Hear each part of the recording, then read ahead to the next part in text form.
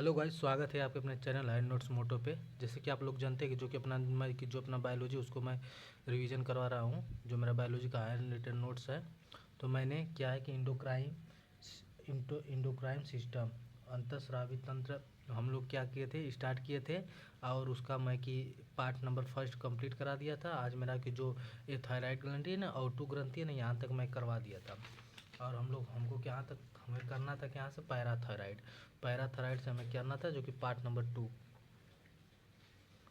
2 से हमें स्टार्ट करना था। आज मेरा पार्ट नंबर 1 हमारा हो गया है। तो आज हम क्या करेंगे, इंडोक्राइन सिस्टम है ना, जो अंतःस्रावी तंत्र है, इसको हम क्या करेंगे, सब खत्म कर देंगे आज। ठीक है, तो आइए स्टार्ट करते हैं हम।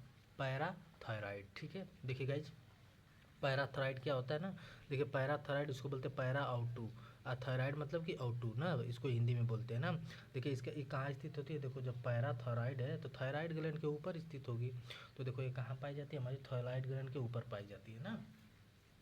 तो हमारी क्या होती है, पैराथायराइड कहाँ पाई जाती है, थायराइड देखो गले में पाई जाती है। आप लोग को बताए थे ना, यहाँ पे गला है हमारा, तो ये गले में इसे पाई जाती है। ठीक है, पैराइड ग्रंथि कहाँ पाई जाती है, हमारे गले में। तो ये पैराथायराइड है ना, जो कि थायराइड ग्रंथि के ऊपर पाई जाती है ना। तो ये थायराइड ग्रंथि के ऊपर पाई जाती है। इसे क्या कहते हैं, सिस्टर ऑफ थायराइड, इसको कहते हैं सिस्टर ऑफ थायराइड। तो क्या पूछेगा एग्जामिनर की, सिस्टर ऑफ थायराइड किसको कहते हैं, तो पैराथायराइड को। ठीक है, सिस्टर ऑफ थायराइड पैराथायराइड। ठीक है, देखो इनकी संख्या 4 होती है, जोड़े कितने होते हैं, दो दो जोड़े में। 4 संख्या होती है, दो दो जोड़े में होते हैं ना।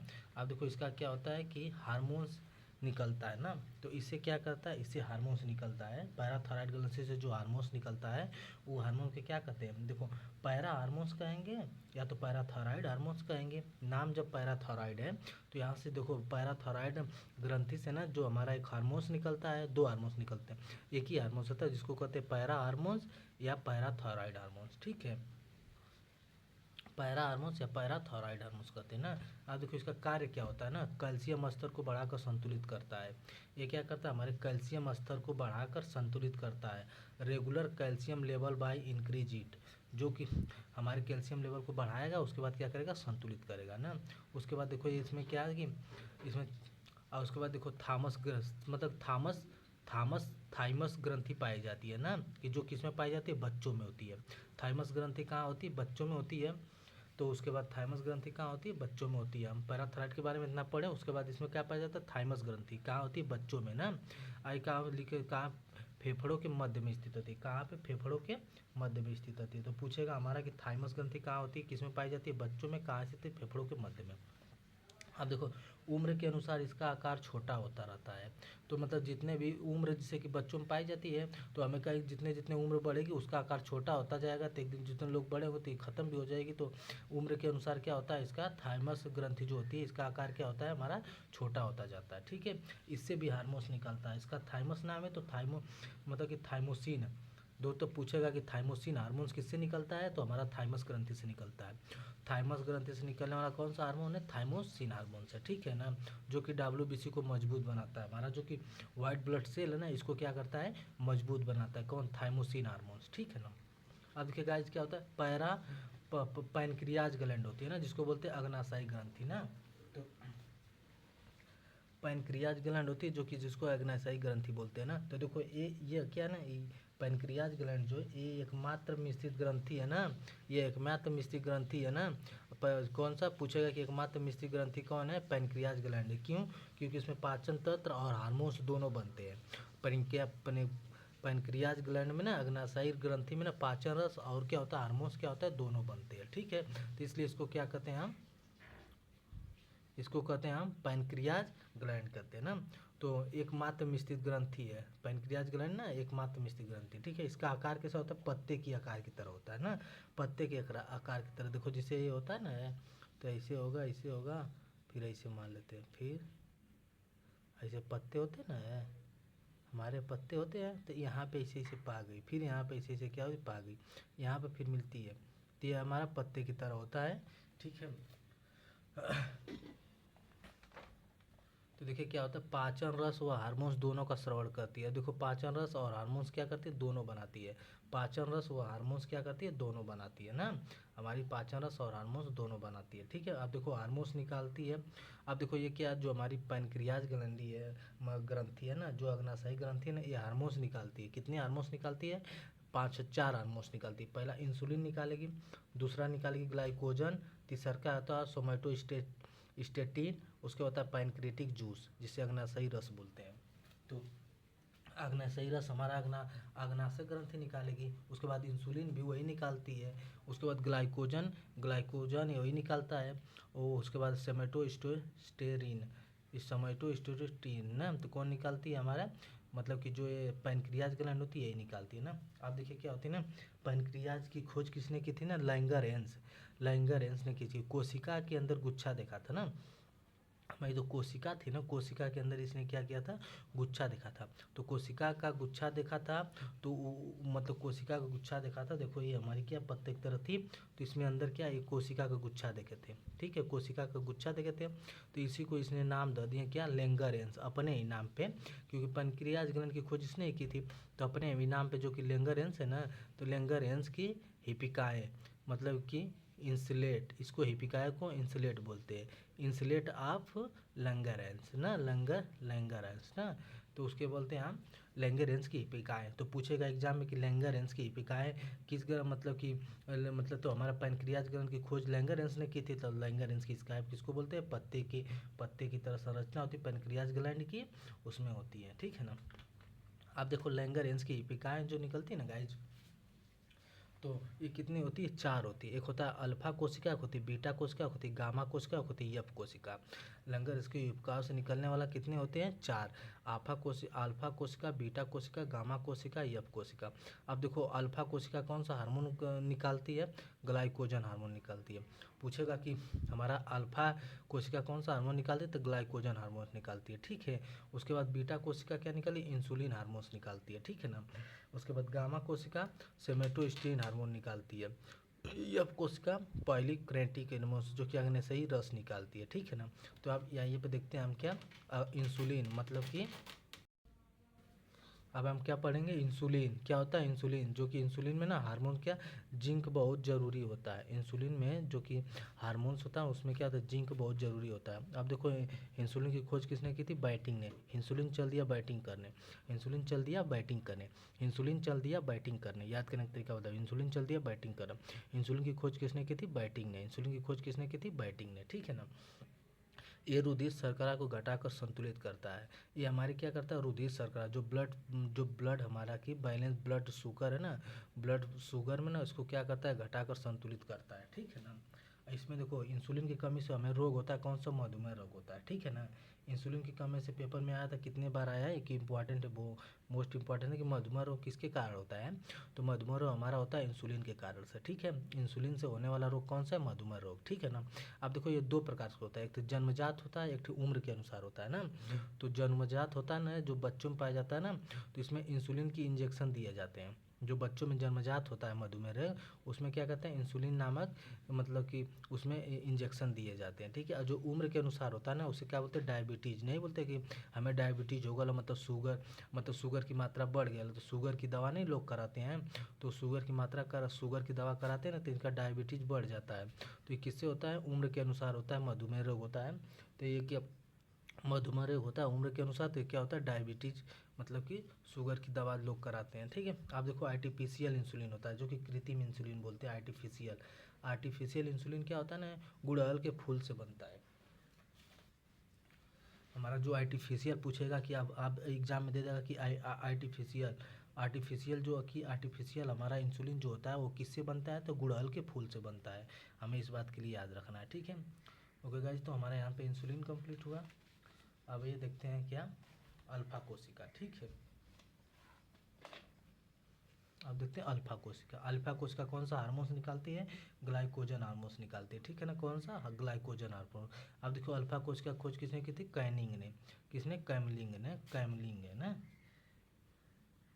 कैमलिंग है ना। तो अल्फा कोशिका खोज किसने की थी? कैमलिंग ने। ये इसका कार्य क्या होता है? देखो, ये ब्लड शुगर को बढ़ाकर संतुलित करती है।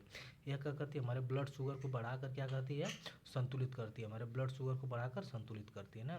कमी से हाइपोग्लाइकेमिया से हो जाता है। इसके कमी से ना हाइपोग्लाइकेमिया को, मतलब कि हाइपोग्लाइकेमिया रोग हो जाता है ना। इसके कमी से हाइपोग्लाइकेमिया रोग हो जाता है, जिसको बोलते हैं ना लो ब्लड शुगर, जैसे कि बीपी लो होना ना, जिसका कि नहीं क्या कि लो ब्लड शुगर क्या नहीं होते, हमारा ब्लड शुगर कम हो गया नहीं, हमारा ब्लड शुगर कम हो गया। तो ब्लड शुगर कम होना ना, एक कहलाता है हाइपोक्लाइमेनिया। ये मतलब जो हमारा ग्लाइकोजन हार्मोन्स है ना, इसके कमी से जो रोग होता है हमारा, उसको बोलते हैं हाइपोग्लाइकेमिया। इस रोग को अन्य नाम है क्या कि लो ब्लड शुगर, हमारा जो कि शुगर क्या है कि कम हो गया है। ठीक है ना। अब देखिएगा नेक्स्ट क्या होता है हमारा गामा गामा सेल, मतलब कि गामा कोशिका ना। गामा कोशिका कौन सी हार्मोन निकालता है? सोमैटोस्टैटिन हार्मोन्स ना। सोमैटोस्टैटिन हार्मोन्स कौन निकालता है? हमारा गामा कोशिका निकालता है ना। सोमैटोस्टैटिन हार्मोन्स कौन निकालता है? गामा कोशिका निकालता है। इसका कार्य क्या होता है? आप देखो गामा, तो गामा वाई मान लेते हैं, वाई है ना। वाई से क्या होता है? यंग। यंग मतलब क्या होता है? वृद्धि। यंग लोग जब कब होंगे? जब वृद्धि करते हो। तो इन्हीं लोग का वृद्धि क्या करता है? स्टॉप कर देता है। तो इस हार्मोन को क्या कहते हैं? सोमैटोस्टैटिन हार्मोन को क्या कहते हैं ना? वृद्धि नियंत्रण, वृद्धि नियंत्रण करने वाला। ठीक है ना। तो ये हमारा क्या करता है? वृद्धि नियंत्रण करता है। हमें कितने हाइट तक बढ़ना है, मतलब 5 फुट 6 इंच, 6 फुट 6 इंच, मतलब इसी यहाँ तक बढ़ के उसके बाद नियंत्रण करने का कार्य कौन करता है? हमारा सोमैटोस्टिन हार्मोन करता है ना। स्टॉप ग्रोथिंग नहीं करा है कि मतलब हमारे वृद्धि नियंत्रण करता है। ठीक है। उसके बाद देखो यब सेल क्या होता है ना, जो अग्नाशयी जूस, मतलब कि अग्नाशयी जूस कब बनता है? हमारे पॉलीपेनक्रियाज जूस बनाती है अग्नाशयी रस हमारा। इसका कार्य क्या होता है ना, जब पाचन करना होता है, पाचन करता है। तो हमारा यफ सेल क्या करता है? पाचन करता है, डाइजेशन करता है। तो पाचन करने का कार्य हमारा किस में होता है? पॉलीपेनक्रियाज जूस में। ठीक है। अब उसके बाद देखिए गाइज, हम उतना पढ़ लिए। उसके बाद आइए एड्रिनल ग्लैंड देखते हैं। एड्रिनल ग्लैंड, जिसको अधिवृक्क ग्रंथि बोलते हैं ना। एड्रिनल ग्लैंड क्या होता है? अधिवृक्क ग्रंथि होता है। देखो अधि मतलब ऊपर, वृक्क मतलब किडनी। किडनी के ऊपर मतलब गुर्दा के ऊपर पाए जाने वाली जो जो ग्रंथि होती है ना, उसके एड्रिनल ग्रंथ बोलते हैं ना। तो पूछेगा कि एड्रिनल ग्रंथ कहाँ से स्थित होती है? तो एबोव द किडनी, किडनी के ऊपर या गुर्दे के ऊपर होती है। तो यहीं से देखिए, अधि मतलब ऊपर, वृक्क मतलब किडनी, किडनी के ऊपर पाए जाने वाली कौन सा होता है? एड्रिनल ग्रंथ, अधिवृक्क ग्रंथि होती है। इसकी संख्या 2 होती है, लेकिन एक क्या होता है? एक जोड़ी में पाई जाती है। देखो ये जिसे होती ना, ये हमारी क्या किडनी है ना, ये हमारी किडनी है। संख्या तो एक ही, 2 जोड़ी में पाए जा रहे हैं। देखो यहीं पे ऊपर क्या स्थित होते हैं? देखो ये हमारी किडनी मान लेना, तो देखो ये ऊपर स्थित है। ठीक है ना। तो यही हमारी क्या होती है? एड्रिनल ग्रंथ होती है। यहाँ पे देखो ये त्रिभुजाकार से होती है, त्रिभुजाकार में स्थित रहती है, तो एड्रिनल ग्लैंड है। ठीक है। अब देखो इसका शेप क्या होता है? त्रिभुजाकार होता है, त्रिभुजाकार होता है। अब देखो ये हमारा जो ना एड्रिनल ग्लैंड का क्या है? ये हमारा आकार है। ठीक है। देखो ये हमारी एड्रिनल ग्लैंड है। ठीक है। देखो त्रिभुजाकार है ना, एक ही है, एक है। इसके देखो 2 लेयर बचा। जो आउटर लेयर होता है ना, उसको बोलते हैं कार्टेक्स। ठीक है। और जो मिडिल पार्ट होता है, आंतरिक भाग, उसको बोलते हैं मेडुला। ठीक है। तो हमारा पूछेगा कि मेडुला और कार्टेक्स किसका भाग है? तो एड्रिनल ग्रंथ, जो कि अधिवृक्क ग्रंथि ना, इसका भाग है। तो हमारा मेडुला और कार्टेक्स किसका भाग है? एड्रिनल ग्रंथि, जो कि हमारा की तो जो त्रिभुजाकार होती है, एड्रिनल ग्रंथि त्रिभुजाकार होती है, तो उसी का भाग है। जो कि आंतरिक भाग को क्या कहते हैं? हम मेडुला कहते हैं, और आउटर भाग को क्या कहते हैं? कॉर्टेक्स कहते हैं। अब देखिए मेडुला क्या होता है। आइए मेडुला के बारे में पढ़ते हैं। देखो ये पीयूष ग्रंथि द्वारा नियंत्रित नहीं होता है। पीयूष ग्रंथि को कौन कंट्रोल करता है? हमारा पीयूष ग्रंथि को तो था हाइपोथैलेमस होता ना है। हाइपोथैलेमस के बारे में आप लोग बता चुके थे। देखिए हमारा, देखो पीयूष ग्रंथि कंट्रोल करता है ना, पीयूष ग्रंथि को हाइपोथैलेमस कंट्रोल करता है। आप लोग को पहले बता चुके, पीयूष ग्रंथि को हाइपोथैलेमस कंट्रोल करता है। ठीक है। तो हमारा पीयूष ग्रंथि को, तो यहाँ पे देखो मेडुला जो है ना, मेडुला ये क्या करता है? पीयूष ग्रंथि द्वारा नियंत्रित नहीं होता है। ये पीयूष ग्रंथि जो प्यूटरी ग्लैंड होती है, उसके द्वारा ये नियंत्रित नहीं होता है। ठीक है। तो ये नियंत्रित नहीं होता है पीयूष ग्रंथि द्वारा। देखो ये क्या होता है? स्वात्रिक तंत्र द्वारा नियंत्रित होता है ना, स्वात्रिक तंत्र द्वारा। उसके बाद यहाँ पे इसके मतलब मेडुला के बारे में ये 2 बात याद रखना है। अब उसके बाद हम क्या पढ़ेंगे? कार्टेक्स। कार्टेक्स देखो, कार्टेक्स होता है ना, 2 हार्मोन्स निकालते हैं। कार्टेक्स जो होता है, जिसको हम आउटर पार्ट बोलते हैं, outer part, outer part of adrenal gland ना, एड्रिनल ग्लैंड के आउटर पार्ट बोलते हैं ना। तो ये कहता है 2 हार्मोन्स निकालता है ना। पहला कौन सा निकालेगा? आल्डोस्टेरोजन, आल्डोस्टेरोजन, और उसके बाद दूसरा का लेना कार्टेक्स होता है कार्टिसोल। तो कार्टिसोल हार्मोन्स कौन निकालता है, कार्टेक्स निकालता है। उसके बाद आल्डोस्टेरोजन हार्मोन्स कौन निकालता है, हमारा कार्टेक्स निकालता है ना। तो देखो कार्टिसोल तनाव के समय स्रावित होता है ना। तो देखो अभी हम रास्ते में जा रहे, बिल्ली रास्ता काट ले तो नहीं हमें तनाव होने लगता है, आइला रास्ता काट ली। अभी देखो अचानक हम जा रहे हैं तभी बीच में शेर आ गया तो हमें क्या तनाव होने लगता है। अब तनाव होने लगता है तो क्या लगता है हमें, मतलब तनाव होने लगता है कोई सी चीज़ का, आपकी कोई चीज़ प्रेशर है तो तनाव हो रहा है। तो यही क्या होती है, तनाव की समस्या प्रभावित होती है। तो मतलब कि तनाव के समय क्या होती है, ये निकलती है ना। कार्टिसोल क्या होती है, तनाव के समय निकलती है। अभी देखो आल्डोस्टेरोजन ये क्या करता है ना, ब्लड प्रेशर विनिमय करता है, ब्लड प्रेशर को। अब देखिए गाइस हमारा क्या होता है, नेक्स्ट क्या होता है, एंड्रोजन। एंड्रोजन क्या होता है ना, देखो एंड्रोजन होता है पुरुषों में टेस्टोस्टेरोन हार्मोन्स को सक्रिय करता है। जो हमारा टेस्टिज होता है ना, टेस्टिज में हमारा क्या पाया जाता है, टेस्टोस्टेरोन हार्मोन पाया जाता है ना, टेस्टो हार्मोन। अब इसको सक्रिय कौन करता है ना, इसको एक्टिव कौन करता है, हमारा एक्टिव कौन करता है, एंड्रोजन। एंड्रोजन होता है तो एंड्रोजन का क्या होता है, पुरुषों में टेस्टोस्टेरोन हार्मोन्स होता है उसको सक्रिय करना, ठीक है। उसके बाद देखो मेडुला भाग से हार्मोन्स निकलता है, जो मेडुला भाग था इससे हार्मोन्स निकलता है आपको। तो देखो ये क्या होता है ना, एड्रेनलिन हार्मोन, या तो इसको बोलते हैं एपिनेफ्रिन, एपिनेफ्रिन हार्मोन, या तो इसी को बोलते हैं एड्रेनिल हार्मोन। तो इसको एड्रेनिल हार्मोन ना क्या होता है, आपातकालीन हार्मोन्स होता है। देखो डर लगना, मतलब कि डर लगने का मतलब डर लगने लगता है तो इसी के कारण होता है, एड्रेनिल हार्मोन्स उत्पन्न होने लगता है, दिल की धड़कन बढ़ जाता है। अभी अचानक जा रहे हैं तभी रास्ते में कोई शेर आ गया, कुछ आ गया, अब वहाँ पे क्या करें, हमारे दिल की धड़कन बढ़ गई है। अब हमारे दिल की धड़कन बढ़ गई तो तुरंत कौन, एड्रेनल हार्मोन ही उत्पन्न हो जाता है तुरंत। इसी को बोलते हैं आपातकालीन हार्मोन, मतलब तत्काल आपातकालीन में ही उत्पन्न होना। जैसे डर गए अचानक जाके रात बिरात कहीं, तो आपातकालीन हार्मोन से ही एड्रेनल हार्मोन उत्पन्न हो जाता है ना। तो इसी को कहते हैं, देखो फाइट एंड फ्लाइट। तो फाइट एंड फ्लाइट किसको कहते हैं हम, फाइट एंड पूछेगा, फाइट एंड फ्लाइट किसको कहते हैं, एड्रेनलिन हार्मोन को कहते हैं। किसको कहते हैं, एड्रेनलिन हार्मोन को। फाइट एंड फ्लाइट किसको कहते हैं, एड्रेनलिन हार्मोन को, ठीक है ना। अब इसको कहते हैं डू आर डाई, करो या मरो। देखो अचानक जा रहे हैं, अचानक शेर आ गया सामने, अब हम तो पड़ गए, अब हमारा आपातकालीन हार्मोन उत्पन्न हो गया, एड्रेनल। अब उस समय हम क्या करेंगे, या तो करेंगे या तो मरेंगे, लेकिन याद होगा करो या मरो, या तो वहाँ से भागो किसी तरह बचो, या तो फिर लड़ो। तो वही नहीं याद हो तो उसी बात को कहता है हमारा। अब देखो हम लोग ग्रुप डी का एग्जाम हो गया, अचानक डेट आ गया, तो अब यहाँ पे एड्रेनल हार्मोन्स कभी कभी उत्पन्न हो जाता है। तो ये एड्रेनल हार्मोन्स उत्पन्न हो जाता है ना, तो यहाँ पे हमारी स्थिति क्या हो जाती है, अब करो या मरो। तो यहाँ पे करो या मरो की लड़ाई हो चुकी है, क्योंकि डेट आ चुका है और सभी बच्चे जो कि चाप के मेहनत कर रहे हैं, ठीक है। तो यहाँ पे एड्रेनल हार्मोन्स उत्पन्न हो जाता है, तो इसके बारे में आप लोग समझ लें, ठीक है। अब देखो होता है विरिलिज्म, ठीक है ना। विरिलिज्म होता है जो बीमारी होती है ना, विरिलिज्म एक बीमारी होती है ना, विरिलिज्म एक बीमारी होती है जो कि एंड्रोजन हार्मोन की अधिकता का कारण होता है। अब देखो गाइज, एंड्रोजन हार्मोन क्या करता है, पुरुषों में जो टेस्टोस्टेरोन हार्मोन होता है उनको सक्रिय करता है। पुरुषों में जो टेस्टोस्टेरोन हार्मोन तो उसे पुरुषों में ही होते हैं, पुरुषों में क्या करता है, टेस्टोस्टेरोन हार्मोन को आप सक्रिय करता है। अब देखो यहाँ पे विर्जिन हार्मोन होता है, यहाँ पे एंड्रोजन जो हार्मोन होता है ना, ये कोई अधिकता कारण मतलब कि इसकी अधिकता हो जाती है, मतलब बढ़ जाता है। तो जैसे बढ़ जाता है तो टेस्टोस्टेरोन हार्मोन को क्या करता है, बढ़ता है। इसका मतलब क्या होता है कि ये क्या होता है, महिलाओं में पुरुषों के समान लक्षण उत्पन्न कर देता है। अब देखो कोई महिला है, महिला में देखो ये पुरुष में पाया जाता है एड्रोजन।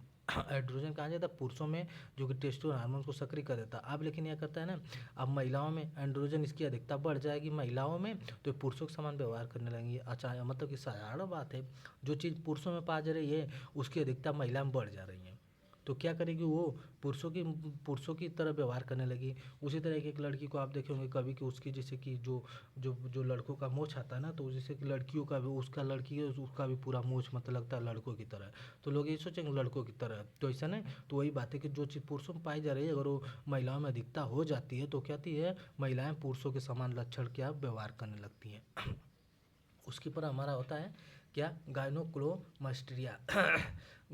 गायनोक्लोमस्ट्रिया होता है ना, जो इसमें क्या होता है ना, इसमें देखो एस्ट्रोजन की अधिकता कारण बढ़ जाता है। अब देखो हमारी जो कि हमारा देखो क्या होता है ना, हमारी ओवरीज होती है, अंडाशय होती है ना, तो हमारा जो टेस्टिज होता है तो उसमें टेस्टोस्टेरोन हार्मोन पाया जाता है ना। उसी तरह हमारी ओवरीज जो अंडाशय होती है उसमें एस्ट्रोजन हार्मोन पाया जाता है महिलाओं में ये कहता है अंडाणु जनन की क्रिया करता है, अंडाणु जनन की क्रिया को यह करता है एस्ट्रोजन हार्मोन। आप देखो यहाँ पे इसकी बात आई कि काइनोग्लोमिया क्या एक रोग है ना, काइनोग्लोमिया, ये पुरुषों में महिलाओं के समान लक्षण कर देता है। अब इसको महिलाएं देखो ये पाई जाती है महिलाओं में, लेकिन इसकी अधिकता हो जाएगी पुरुषों में, तो पुरुष क्या महिलाओं के समान नहीं व्यवहार करने लगेंगे? साधारण सी बात है कि पुरुष महिलाओं के समान व्यवहार करने लगेंगे, ठीक है। तो ये कहता है पुरुषों में मतलब कि महिलाओं के समान लक्षण करना क्या होता है? गायकोनोरेजिया, ठीक है ना। अब उसके बाद देखिए गाइस क्या होता है, एस्ट्रोजन हार्मोन की मतलब कि एस्ट्रोजन हार्मोन की अधिकता क्या होता है। अब देखो मेल ग्रंथि, जो कि पुरुष ग्रंथि होती है ना, पुरुष ग्रंथि में जो टेस्टिज होता है, ब्रिसट जिसको बोलते हैं, देखो टेस्टिज क्या है हमारा, एक क्या फिगर है ना, तो यहाँ पे देखो टेस्टिज क्या है, इसको बोलते हैं झिल्ली। देखो एक सीढ़ी होती है जिसको स्कर्टम बोलते हैं, स्कर्टम झिल्ली हमारे टेस्टिज पे पाई जाती है, ठीक है ना। तो देखो इसमें जो पुरुष ग्रंथि ना है, जो कि टेस्टिज ब्रिसड होता है ना, वो कितना होता है? 2 होता है। सभी लोग जानते हैं कि 2 होता है, एक जोड़ी होता है, ठीक है ना। ये देखो ये जो टेस्टिज होता है हार्मोन उत्पन्न करता है, कौन सा? टेस्टोस्टेरोन हार्मोन्स उत्पन्न करता है। अब यहीं पे एक प्रश्न पूछते हैं आप लोग को, टेस्टोस्टेरोन हार्मोन्स को सक्रिय करने वाला कौन सा होता है? टेस्टी हार्मोन को सक्रिय कौन करता है? तो एड्रीजन करता है, ठीक है ना। अब महिलाओं में देखो ओवरी होती है, महिलाओं में कौन सा हार्मोन पाया जाता है? एस्ट्रोजन पाया जाता है। तो एक अंडाणु जन की क्रिया करता है कौन? एस्ट्रोजन। तो यहाँ पे हमारे देखो क्या होता है, हमारा जो टेस्टिज ब्रिसड है ना, वहाँ पे टेस्टोस्टेरोन हार्मोन्स निकलते हैं, ठीक है ना। इसका कार्य क्या होता है? शुक्राणु जनन की क्रिया करना, स्पर्म बना। तो हमारी जो टेस्टिज है, टेस्टिज के अंदर टेस्टोस्टेरोन हार्मोन पाए जाते हैं, तो हमारी क्या करता है ना कि जो हमारा स्पर्म बनाने का काम करता है, शुक्राणु बनाते हैं, ठीक है ना। आप देखो पुरुषों में दैहिक लैंगिक लक्षण उत्पन्न करना। आप देखो पुरुषों में दैहिक लक्षण उत्पन्न करने का मतलब क्या है? पुरुषों में दाढ़ी आना, मूछ आने, जैसे कि जो भी बच्चे हैं तो जिसे धीरे धीरे वो बढ़ते हो जाए तो उनका देखो चेस्ट पे क्या होता है? बाल आने लगता है, उसके बाद दाढ़ी आने लगती है, मूछ आने लगती है। तो उसी का मतलब होता है कि पुरुषों में दैहिक लक्षण उत्पन्न करना। क्या होता है? पुरुषों में दैहिक लक्षण उत्पन्न करना, यही होता है ना, दाढ़ी मूछ का आना, ठीक है ना। आप देखो फीमेल ग्लैंड क्या होती है, महिला ग्रंथि क्या होती है ना, महिला ग्रंथि होती है ओवरीज, ठीक है ना। ओवरीज होती है जिसे अंडाशय बोलते हैं, इसकी कहती है एक मतलब कि 2 संख्या होती है, एक जोड़ी होती है ना। आप देखो ये क्या होता है, ये अंडाशय पक्षियों मतलब एक अंडाशय जो होता है ना पक्षियों में पाए जाते हैं ना, जो बर्ड्स होती है उसमें कौन सा अंडाशय पाए जाते हैं? एक अंडाशय पाए जाते हैं। तो एक अंडाशय हमारे कहाँ पाए जाते हैं? पक्षियों में, जो बर्ड्स होते हैं उसमें पाए जाते हैं ना। ओवरीज देखो हमारे जो कि यहाँ पे टेस्टिस था, टेस्टिस से हार्मोन कौन सा? टेस्टोस्टेरोन हार्मोन निकलता था, टेस्टोस्टेरोन हार्मोन को सक्रिय करने वाला एंड एंड्रोजन था। उसी तरह देखो ओवरीज है, ओवरीज मतलब अंडाशु है, इसमें कौन सा हार्मोन्स निकलेगा? एस्ट्रोजन हार्मोन्स निकलेगा, ठीक है। इसका कार्य क्या होता है? अंडाणु जनन की क्रिया करता है, ठीक है। आप लोग को बार बार बता चुके। अब देखो इसको एस्ट्रोजन हार्मोन से देखो महिलाओं में दैहिक लक्षण मतलब कि उत्पन्न करना, देखो बॉडी का चेंज होना अचानक, देखो मतलब कि लड़कियों को बॉडी में चेंज होना, मतलब हर चीज़ मतलब क्या होता है, इसको हम वैसे यही क्या होता है, महिलाओं में दैहिक लक्षण मतलब उत्पन्न करना होता है ना। आप देखो क्या होता है, प्रोजेस्टेरोन हार्मोन्स होता है ना, जो कि गर्भकालीन हार्मोन्स बोलते हैं ना। इसको इसे याद कर, जैसे कि गर्भकालीन प्रेगनेंसी प्रेगनेंसी हार्मोन्स भी इसको बोलते हैं ना। तो हमारा जो कि प्रोगेस्टेरोन हार्मोन्स होता है ना, या जिसको बोलते हैं गर्भकालीन हार्मोन्स, इसको बोलते हैं प्रेगनेंसी हार्मोन्स। ये देखो अंडे को निषेचन के लिए तैयार करता है, जो हमारा प्रोगेस्टेरोन हार्मोन्स होता है ना, ये अंडे को निषेचन के लिए तैयार करता है हमारा, ठीक है ना। जिसको गर्भकालीन हार्मोन्स भी कहते हैं, प्रेगनेंसी हार्मोन्स कहते हैं, ठीक है। तो आप देखो उसे उसके बाद क्या होता है, रिलैक्सिन हार्मोन होता है ना, और जो प्रसव के बाद महिलाओं को आराम की मुद्रा में लाता है। अब देखो प्रसव क्या होता है ना, प्रसव क्या होता है हमारा, डिलीवरी के बाद जो महिलाओं को आराम मिलता है, तो उस समय हमारा कौन सा हार्मोन आता है? रिलैक्सिन हार्मोन होता है। तो इसका नाम ये क्या है? रिलैक्सिन। अब यहाँ पे देखो इसको प्रोगेस्टेरोन हार्मोन्स का नाम नहीं है, तो प्रोस्टेरोन मतलब प्रेगनेंसी हार्मोन्स बोलते हैं, गर्भकालीन के हार्मोन्स को मतलब क्या करता है, हार्मोन्स में उत्पन्न होता है और अंडे के निषेचन के लिए तैयार किया जाता है, ठीक है। रिलैक्सिन हार्मोन्स, इसका नाम ही रिलैक्सिन, तो मतलब डिलीवरी के बाद आफ्टर मतलब रिलैक्स आफ्टर डिलीवरी के बाद हमें जो आराम मिलता है उसको कौन सा हार्मोन देता है? हमें रिलैक्सिन हार्मोन देता है, बस।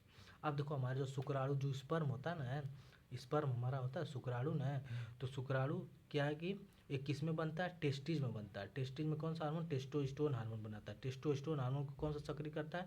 एंड्रोजन करता है। अब महिलाओं में देखो, महिलाओं में क्या एस्ट्रोजन पाया जाता है ना, जो कि महिलाओं में एस्ट्रोजन हार्मोन्स पाया जाता है। आज देखो शुक्राणु जो स्पर्म है ना, स्पर्म क्या करता है ना, शरीर तापमान से 2 सेंटीमीटर कम तापमान बनता है। देखो हमारे अंदर, अगर हमारे अंदर जो स्पर्म बनता है हम लोग के अंदर ना, वो क्या करता है, हमारे शरीर का जितना भी तापमान है ना, उससे 2 डिग्री कम तापमान पर बनेगा, ठीक है ना। 2 डिग्री कम तापमान पे बनता है हमारा स्पर्म, ठीक है ना, हमारे बॉडी में, ठीक है। तो ओके गाइज, यहाँ पे हम क्या करें, इंडोक्राइन सिस्टम जो मेरा था उसको मैं कंप्लीट करा चुका हूँ, ठीक है ना।